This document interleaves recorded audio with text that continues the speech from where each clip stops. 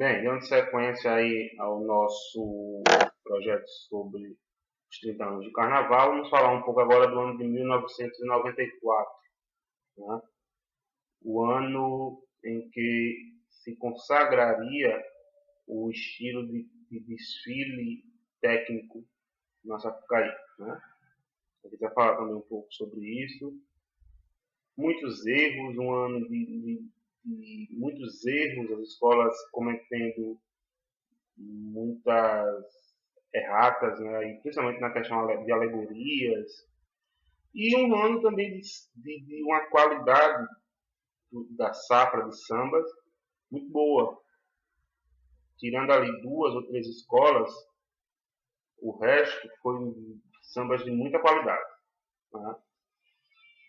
Para iniciar, a gente tem que levar em consideração que a Liesa, mais uma vez, lutou para tentar trazer o número de 14 escolas para Sapucaí, e quando conseguiu isso, no ano seguinte não houve rebaixamento, em 93, no ano seguinte voltaram as 16 escolas para desfilar na Marquês de Sapucaí. Né? A ponte e a tradição fariam parte desse novo grupo, né? Perdão, a ponte não. O Império Serrano e a tradição fariam parte desse novo grupo, já que a ponte e a Caprichosos não caíram em 93. Né? Sendo assim, nós vamos ter agora 8 escolas num dia e 8 escolas no outro. Aliás, ainda tinha essa preocupação com a questão da luz do sol no desfile das escolas, e ela não queria. Então, a estratégia foi antecipar o começo dos desfiles. Né? Problemas com transmissão e tudo mais, à parte, as escolas começaram a desfilar mais cedo, em 94, para que todas pudessem ser blindadas com a luz noturna, né? Com a luz da lua, o brilho da noite para os seus desfiles. Que, teoricamente, foi um acerto, porque as duas escolas que fecham o Carnaval de 1994 tiveram desfiles que realmente foram feitos para funcionar à noite, né? Que foi a Imperatriz no primeiro dia e a Portela no segundo. Mas vamos por partes para a gente entender o que aconteceu em 94. Né? A Unidos da Ponte vai abrir o desfile, né, do ano de 1994, homenageando a Alcione e a sua terra, o Maranhão. Né? Marrom da Cor do Samba, que é o título do enredo, fez com que a escola tivesse um daqueles sambas que eu disse que considerei um dos bons sambas da safra. Né? Mas o desfile deixou muito a desejar, principalmente no seu aspecto estético. Né? Uma estética muito pobre. Isso ficava claro por conta até das condições que a ponte apresentava para fazer o seu carnaval. Não era uma escola que tinha tanto recurso, não tinha grandes patronos, e isso acabava sendo refletido na hora do desfile. Então, assim, a parte musical da escola foi muito boa, porém, o desfile em si não teve o brilho que a gente esperava. Né? Pelo menos a ponte não teve problemas graves de alegorias quebrando e tal. Porque o que a gente vai ver em 94 é um show de alegorias quebradas. Né? Pelo menos 6 a 7 escolas com esses problemas que inclusive afetaram na colocação das escolas, né, na classificação final. Uma delas foi o Império Serrano, a segunda escola da noite. Né? Engraçado que o Império Serrano, né, as coincidências do carnaval, tinham praticamente o mesmo enredo da Imperatriz, tinham as mesmas cores, até o nome é parecido, mas se tem um adjetivo que a gente pode dar ao desfile do Império, é problemático. Né? Havia um limite mínimo de 8 alegorias e o Império ousou entrar com esse limite mínimo de 8. Resultado: 3 alegorias quebraram no desfile e o Império entrou com 5 alegorias no Sapucaí, o que acabou gerando aí uma perda de 5 pontos como punição, por não atender a norma da Liesa de desfilar por número mínimo. Né? Sem falar que somente por conta disso já se teria um problema grave. Mas a escola teve problemas de evolução, de harmonia, de conjunto, de enredo, porque 3 alegorias que deixam de entrar no desfile prejudica por demais o entendimento, a concepção do mesmo. Né? O que se tira de positivo do desfile do Império é o samba, que era muito bom, e a bateria, como sempre, uma das melhores do Rio de Janeiro. Né? A terceira escola era a Tijuca. Né? E desse contexto de bons sambas de 94, a Tijuca é uma das poucas escolas que não se enquadram aí. O samba da Tijuca era um samba muito fraquinho, né? Samba com uma letra muito pouco trabalhada, vamos dizer assim, né? E um samba que não agradava muito aos ouvidos. Além disso, teve um problema de acabamento de alegorias, que não foi muito bom, e a Tijuca perdeu a oportunidade de fazer um grande enredo sobre o Rio de Janeiro, as belezas naturais do Rio de Janeiro. A escola passou batida nesse aí e sabia que ia brigar pela parte baixa da tabela, porque o desfile não foi dos melhores. E aí começam as grandes surpresas de 94, né? Ainda expectativa se criava, ainda era esperada para ver qual era a definição de como iria se comportar no grupo especial a Viradouro. Né? Tinha chegado em 91, feito um belo trabalho. Em 92 teve um problema sério com o incêndio. Em 93 se esperava muito, ela veio muito bonita, porém muito engessada. E em 94 a Viradouro deu mais um banho, mais um olé, né, para que essa expectativa se concretizasse. Ela trouxe de volta para o carnaval o Joãozinho 30, que tinha parado, tinha saído da Beija-Flor, e em 93 não tinha feito carnaval. Né, e ele volta com um enredo africano, sobre a história presa de Benguela, e a escola passou nos moldes, nas características do Joãozinho 30. Eu uso até dizer que o luxo que o Joãozinho imprimiu dentro desse enredo combinava muito também com as cores da Viradouro. Né? Então a escola passou opulenta, passou bonita, passou com um samba muito bom, apesar de um samba longo, mas um samba bom. Né? A escola fez um belo trabalho e sabia-se ali que a escola estava credenciada a brigar pela parte alta da tabela. Depois da Viradouro, veio a escola que tinha o samba mais cantado do pré-carnaval. Costumo dizer que existem escolas que são aclamadas antes do carnaval, né, por conta do seu samba, do seu enredo, que ganham uma certa popularidade, o seu samba ganha uma certa popularidade, e essas escolas são aclamadas e entram com tudo para o campeonato. Basta ter um acerto ali de mão para fazer um desfile, não precisa nem ser o melhor desfile, mas um desfile correto. Tá? A Mangueira tinha tudo isso porque tinha o samba mais popular do ano, que era o samba do Atrás da Verde Rosa, se não vai que já morreu, né? Que homenageava os 4 cancioneiros, né? Os 4 bárbaros, Betânia, Gil, Gal e Caetano. Mas a Mangueira vacilou justamente naquilo que ocorre de forma muito recorrente nos desfiles da Mangueira, que é a plástica, que é a questão do acabamento da estética, e realmente, depois que outras escolas já tinham passado a Viradouro muito bem, depois que outras escolas vieram, deu para perceber que esse contexto visual da Mangueira estava muito abaixo do esperado. Né? E outra coisa, uma evolução muito caótica. 5.000 pessoas no Sapucaí. Né? A escola, né, teve que sair às pressas para não estourar o tempo. E perdeu uma grande chance de brigar pelo título ali, a Mangueira. Depois da Mangueira, veio, no meu entender, o samba. Olha só como é engraçado. O samba mais popular foi o da Mangueira, porém o samba mais bonito do ano era o da Vila Isabel.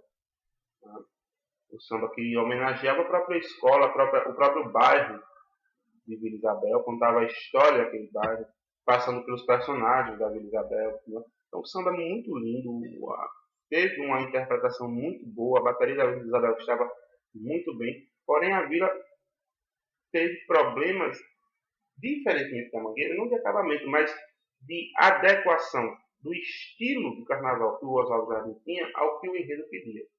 Aquele desfile da Vila pedia uma estética mais opulenta, mais luxuosa, para contar a história do bairro, para contar a história dos antigos, né, do Império, da cor, tudo que se estabeleceu ali, e faltou um pouco desse luxo, desse glamour, para que o desfile acontecesse. A Vila teve um samba muito poético, muito bonito, de uma melodia extraordinária, samba de André Diniz, que vai fazer história nos anos que vão os anos vindouros aí da Isabel, mas ficou nisso, ficou só no samba, o desfile em si não encheu muito os olhos. Outra que também não encheu os olhos, e curiosamente não encheu os olhos, foi a Mocidade, né? Se sempre esperava muito da Mocidade, desde 90, quando o Renato imprimiu o estilo dele na escola, mas talvez tenha sido a pior escolha de enredo associada ao estilo do carnaval e à criação. Né? Falar sobre a Avenida Brasil, trazer o popular, o dia a dia, ficou algo meio desconexo, ficou, às vezes, como é que eu posso dizer, a questão do dia a dia, dentro do aspecto carnavalesco, parecia que ficou algo mal acabado, mal feito, às vezes poluído visualmente, e a estética da Mocidade não foi das melhores. Tinha high-tech, tinha neon, mas não casava. A coisa não tinha liga. Né? Sem falar que do grupo ali de 94, possivelmente é o pior samba do ano, é esse samba da Mocidade. É muito fraquinho, até mesmo para a Mocidade. Né? Não dá para entender como é que a escola caiu tanto de rendimento em 1994. Né? Mesmo assim, se apostava ainda na Mocidade, se esperava alguma coisa, mas era difícil porque outras grandes ainda vinham por aí com carnavais muito potentes. Uma delas, a última da noite de 94, da primeira noite, né, a Imperatriz. E a Imperatriz confirmaria ali o que já tinha anunciado em 92, 93, ela confirma em 94, que é a questão da técnica do desfile. Né, do desfile sem erros, com um acabamento perfeito, o mínimo retoque, a pedraria no lugar certo, o detalhe, a fantasia bem acabada, bem costurada, todas padronizadas, com muito luxo, com muito requinte, com muito brilho, e um desfile de uma escola que não sempre foi característica da Imperatriz, não ser inchada, não ser grande demais. A Rosa também já colocou isso também, desfilar com um número de 3.000, 3.500, para poder comandar e controlar bem a escola. Né? E a escola passou ilesa, passou compacta e linda. Né? Há de se dizer que a beleza que a Imperatriz apresentou, os carros eram de uma perfeição, de uma magnitude, assim, não em grandeza, mas em detalhe e acabamento.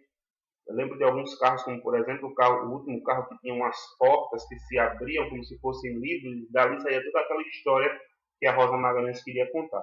O carrossel, também da corte francesa, muito bonito. Então, assim, perfeito. Agora, tem que se fazer pontuar algo primordial desse desfile que praticamente começou a encaminhar o título da Imperatriz ali, é a comissão de freio. Né? Tem que dar esse ponto positivo, porque aqueles leques praticamente hipnotizaram quem estava assistindo o desfile, e dali, mesmo não recebendo o grito de campeão, coisa que nos títulos que a Imperatriz conquistou, acho que nunca aconteceu, mas no subconsciente de cada um, quando se viu aquela comissão de frente, se dizia, ali está começando a se plantar um desfile campeão, e a Imperatriz veio com tudo para a disputa de 94. O segundo dia, né, a segunda-feira do carnaval, começa com a Caprichosa querendo se redimir do péssimo desfile que fez em 93. Né, e trouxe um samba muito alegre, né, um samba para cima. O Luizito cantou muito bem.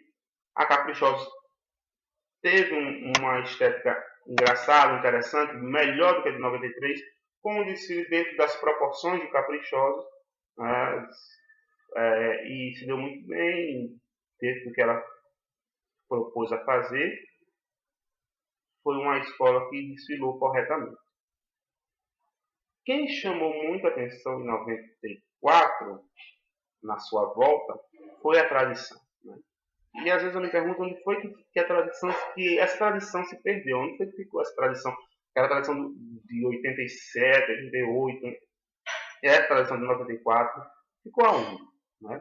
Samba, um dos melhores do ano, sem dúvida, um samba lindíssimo, né? E uma carnavalesca que tinha história, que tinha talento, pegou uma escola sem recurso, pegou uma escola jovem e conseguiu fazer com que essa escola tivesse o mesmo número de pontos na apuração de uma beija-flor. Né? Tradição e beija-flor terminaram empatadas. E no critério de desempate, as alegorias e adereços, a beija-flor levou a melhor. Mas, se você vê hoje a história dos carnavais, nunca você vai imaginar que uma beija-flor vai estar empatando o número de pontos com a tradição. O problema não é que a beija-flor estava ruim em 94, é que a tradição veio muito bem. Se comportou como escola modesta, fez o seu trabalho muito bem feito, as alegorias muito funcionais, dentro do que o enredo pedia, né? E bem acabadas. Dá para se fazer carnaval bem feito com pouco orçamento. Basta você querer. A tradição quis fazer isso, teve um samba muito bom. Eu acho que o melhor tradição. Né? E é difícil dizer assim, a tradição não imaginava título. Né? O componente da tradição possivelmente estava imaginando isso. Mas dá para imaginar uma tradição brigando por alguma coisa maior. Né? E aí, de repente, poderia se imaginar que essa tradição iria se fincar ali no grupo especial, como aquela escola que, enquanto não se tornasse grande demais, gigante financeiramente falando, gigante esteticamente falando, ia ser aquela escola que incomodava porque vinha dentro das suas limitações muito bem. E depois de 94 isso não aconteceu mais com a tradição, infelizmente. Mas em 94 a tradição foi muito bem. Né? Outra que foi muito bem, juntamente com a tradição, foi a Ilha, falando sobre os mágicos, a Abracadabra, os despertadores mágicos. O Chico Sinal deu um show. Né? E a Ilha foi a única, juntamente com o Salgueiro, mas ainda não passou, até então, a única escola que tinha recebido o grito de campeã. Né? 2 pontos positivíssimos da Ilha. A volta do Quinho para a escola. Alô do Melodia, um excepcional intérprete, mas o Quinho teve a sorte de voltar do ano certo para a Ilha, para pegar um samba que deu para ele as oportunidades que ele sempre quis de brincar, deitar e rolar no carro e que cabia dentro do samba. Né? E a bateria do mestre Paulão é chovendo molhado dizer que, para mim, junto com o do Império, a melhor do ano. Né? A Ilha passou muito bem esteticamente. O Chiquinho começava a mostrar os seus lances de criatividade, teve um carro todo de garrafa PET, muito bem feito, e a Ilha estava credenciada ali a brigar pela parte alta da tabela também. Grande Rio. Ainda não era Grande Rio que a gente conhecia gigante. Era uma Grande Rio que partia por outro lado, que era o lado musical. E um samba maravilhoso, muito bonito. Mas, infelizmente, não soube conduzir esse samba na Sapucaí. O desfile passou arrastado, passou muito cansativo de se ver. A escola não tinha uma plástica muito eficiente e a Grande Rio passou meio que desapercebida em 94 por conta dessas situações. Aí vem a Beija-Flor. Né? A Beija-Flor já tinha se recuperado da questão Milton Cunha, da questão Joãozinho Quinto, trazendo justamente Milton Cunha.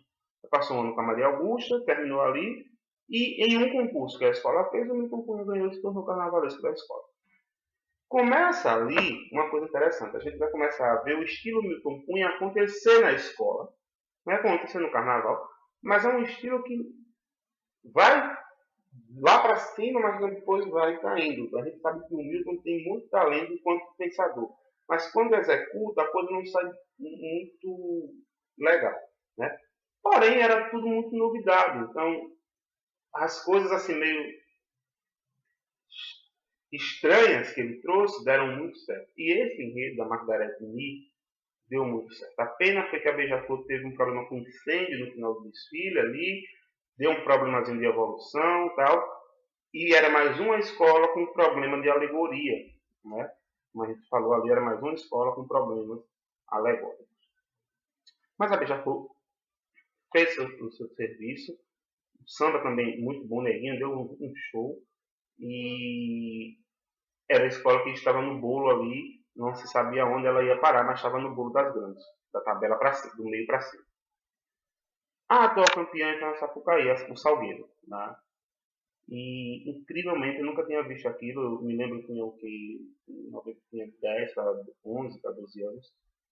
Um foguetório que não tem precedente na história do carnaval.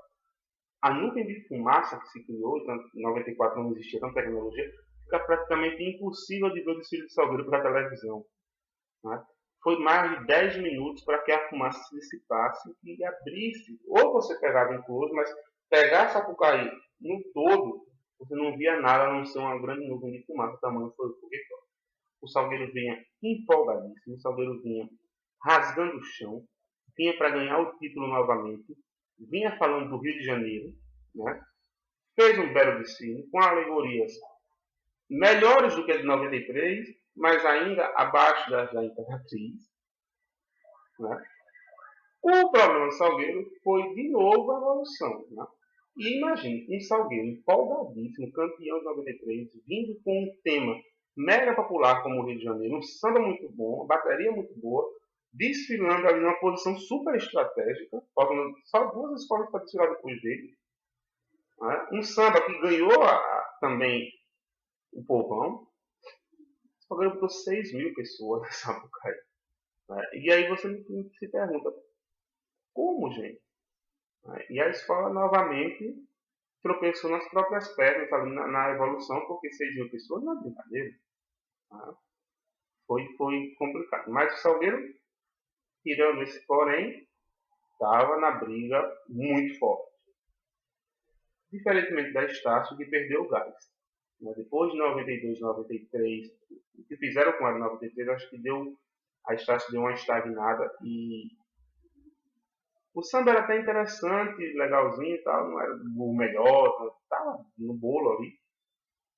Mas o desfile foi muito de altos e baixos, problemas graves na evolução da escola, né? Alas passando na frente de carros, a escola muito cheia, muito inchada, assim como o Salgueiro, não conseguia evoluir com perfeição. Resultado, desligar até o som antes da escola sair totalmente da Sapucaí para não perder ponto, né?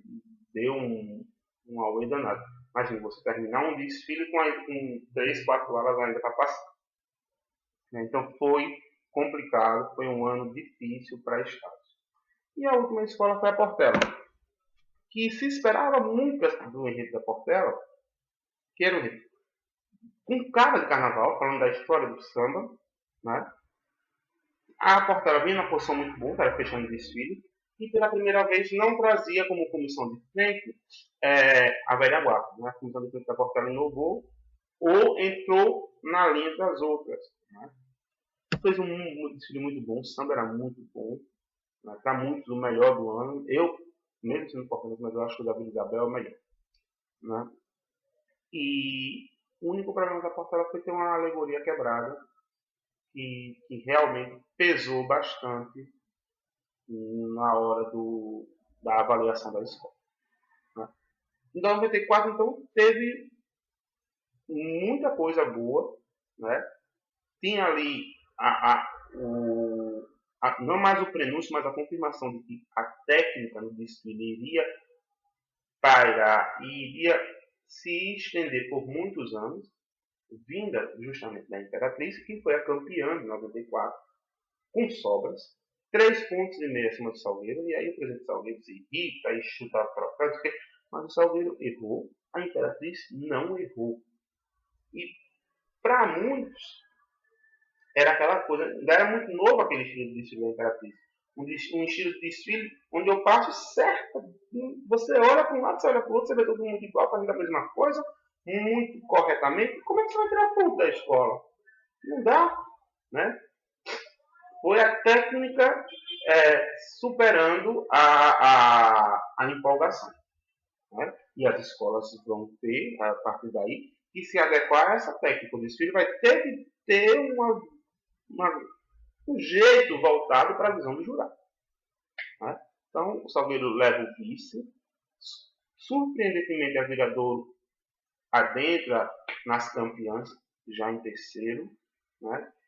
O quarto lugar ficou com a Ilha. Né? Então, assim, duas grandes surpresas, Ilha e Viradouro.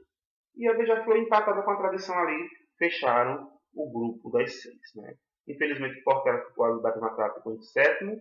A Vila Isabel e a Mangueira também fizeram bons desfiles, ficaram uma em nono e outra em 11º. E esse foi o quadro de 94. Certo? Vamos para a próxima. Até mais.